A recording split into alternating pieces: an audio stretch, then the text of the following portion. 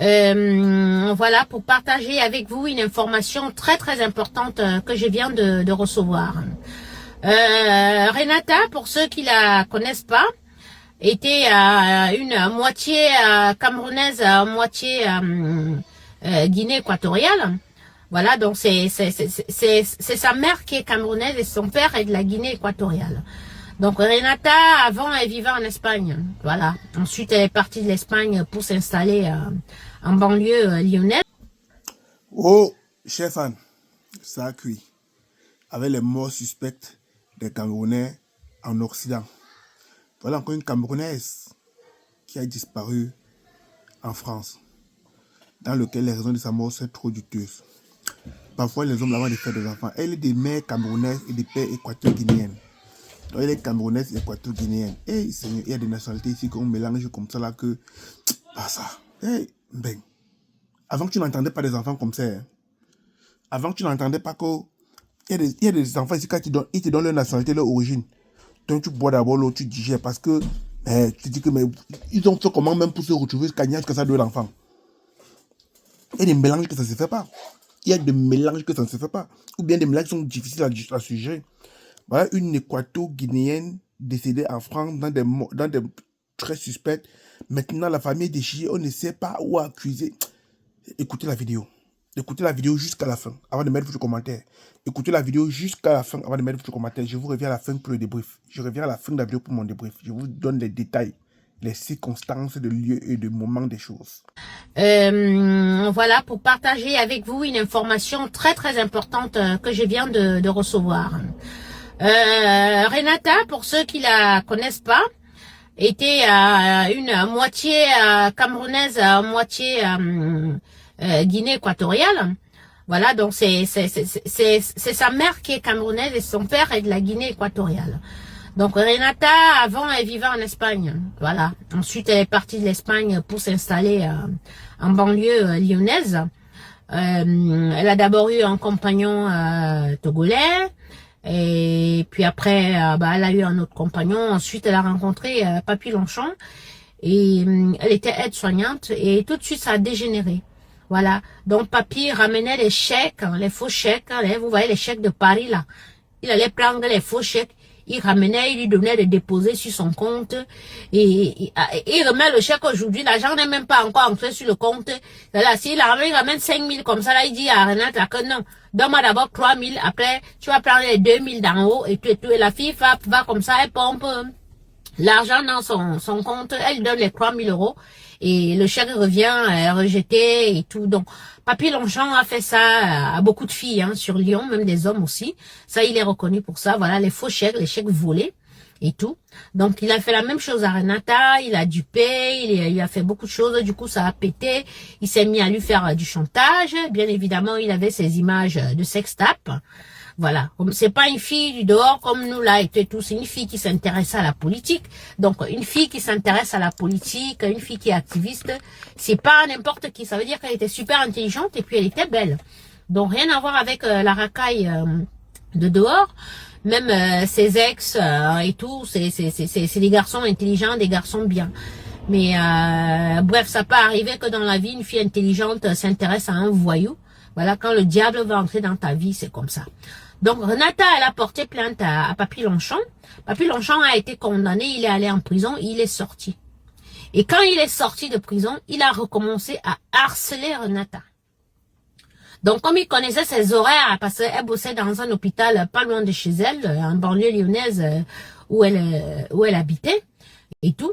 Donc, elle rentrait à pied chez elle, donc il connaissait son parcours. Donc, il prenait la voiture, il embarquait un copain à lui et tout. Il allait harceler la fille. Je vais te tuer, tu vas voir. Moi, tu m'as envoyé, tu vas me payer comme tu m'as envoyé en prison là. Vous voyez sa façon qu'il parle là. Comme tu m'as envoyé en prison là, tu vas me payer ça. Tu vas voir. Donc, harceler la fille au point où la fille, des fois, quand elle en avait marre et tout, elle a laissé une fois, 2 fois et puis ça continuait et tout. Elle appelait la gendarmerie. Et quand la gendarmerie appelait Papy Longchamp répondait à la gendarmerie que elle divague, elle délie, c'est elle qui est malade, elle est folle, c'est elle qui me harcèle.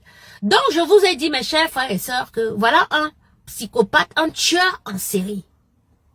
Donc, Renata, quelques semaines après avoir été harcelée comme ça par Papy Longchamp, elle avait appelé la police. Vous savez, la police ici, là, la gendarmerie, là, quand c'est entre nous les noirs, ils ne font pas vraiment attention.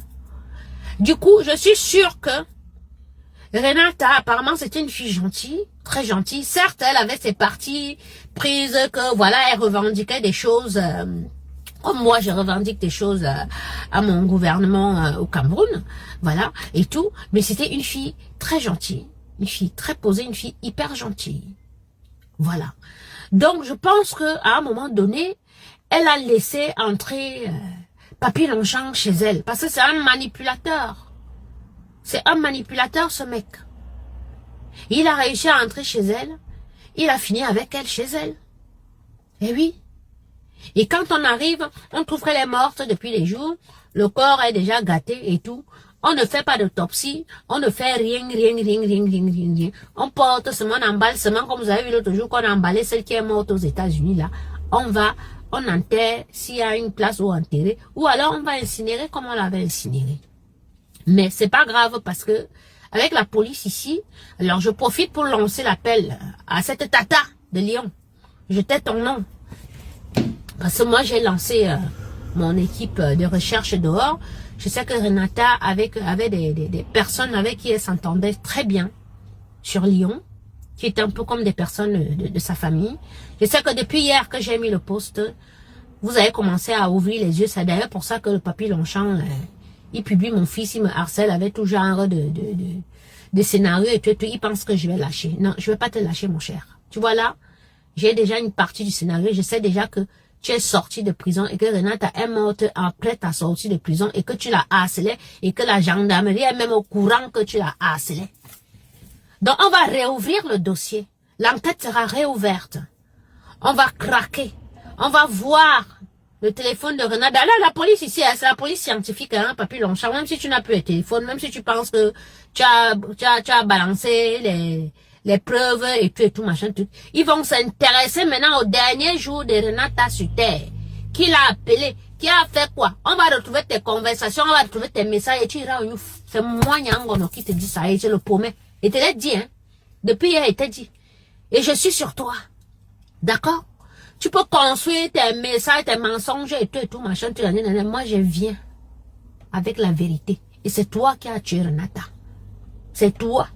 Quand la police scientifique va réouvrir le dossier, parce que nous, on va tout faire pour que la police ou la gendarmerie qui réouvre le dossier, on va voir les appels, on va voir tout ce que tu as harcelé, on va voir les caméras, même là, on va regarder, on va te voir, même si tu as mis la capuche, parce que la dernière fois, quand elle a appelé la gendarmerie, tu étais avec un ami dans la voiture. Oui. La gendarmerie t'a ensuite appelé, tu as dit à la gendarmerie que Renata divague. Donc, on va regarder le jour là. On va filmer les caméras et tout. Immatriculation, ton copain qui était avec toi. On verra très bien les caméras. Les blancs sont très forts. Parce que tu peux être en casquette comme tu es. On va te reconnaître. Même ici seulement, on va te reconnaître. Il n'y a pas de crime parfait, mon frère. Zéro crime parfait. Il y a des gens ici qui ont tué depuis 20 ans. Après, on les arrête. Toi, elle est morte depuis un an, mais elle avait un sang très fort. Tu seras craqué. Tu vas comprendre que des fois, quand tu fais quelque chose, c'est ton démon qui te pousse à aller chercher les problèmes aux gens pour que tu ailles toi-même tomber dans le piège. Bah, tu es sorti de prison, au lieu de vivre ta petite vie, on m'a dit que tu avais une Ivoirienne à Saint-Étienne, où elle est seulement vendue, où tu l'as envoyée ou quoi, et tout. Je vais avoir aussi, même ses photos, je reste, même son adresse, je vais avoir. Tu vois, et ça dire que tu es vers Saint-Étienne chez une Ivoirienne. Tu vois un peu? Donc, je suis en train de venir tap avec qui tu as un enfant. Donc, j'arrive comme ça là, vers toi. Oui, papi. J'arrive comme ça là, petit à petit. C'est moi, la capi. Tu entends, non? J'arrive vers toi. C'est pas tes trucs que tu fais, tu tapes la bouche là. Moi là, tu as tué Renata. L'enquête sera réouverte et c'est par là qu'on va te coincer. Et nous, on va revenir avec les dossiers et tout, on va rajouter sur ça. Il dit que où tu es là, tu iras au Youf au moins pour 15 ans. C'est moi qui te dis. Je reviens. ADN, gossip, comme ça,